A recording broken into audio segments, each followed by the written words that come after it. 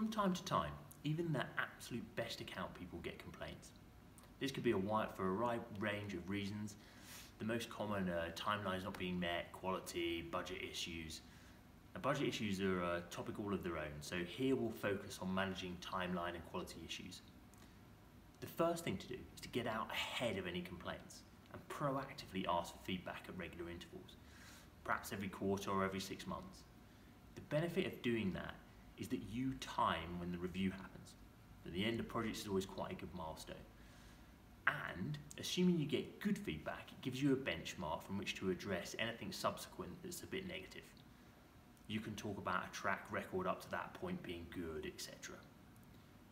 If you get slightly mixed feedback, then you'll have longer to address it because you discovered it before the frustration has reached a boiling point. So doing this is really a win-win. However, let's assume we get a complaint about a new project with a new client.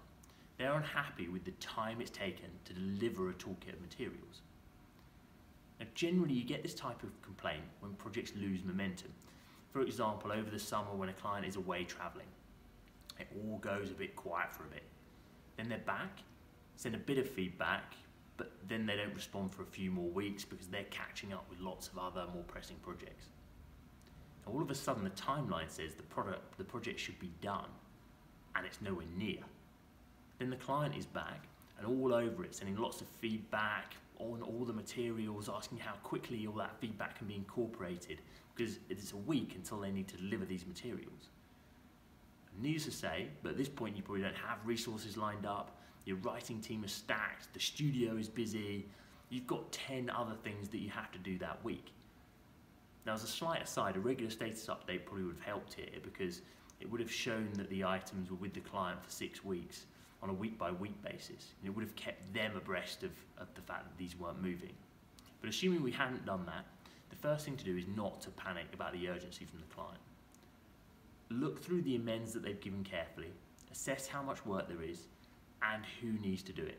Then talk to all the internal stakeholders, see if you can move things around, add resource, and find a way to action this as quickly as possible. Then as fast as possible, get hold of the client, be honest. Tell them how you've looked at moving things around, when the earliest things are going to get done, and be realistic. You can also be reflective and apologise for not chasing them more proactively for feedback. Yes, it is your job to make sure the client's feedback is in time for you to deliver on schedule. The thing that you mustn't do is duck the client, lie or be too optimistic about the timings, or say yes without checking in with the team. And it's also not acceptable to not do everything you can to accelerate things. This is why we're an agency. Doing any of those things is tending to result in a different issue, which is no clients at all. So get out ahead of complaints, be proactive in seeking feedback, and if it does go wrong, be honest, accountable, and solution orientated. Ask for help from others around you and don't panic. For more on the specific skills that will help you work more effectively with other people, check out the rest of the videos in this section and subscribe to ensure you get the latest content.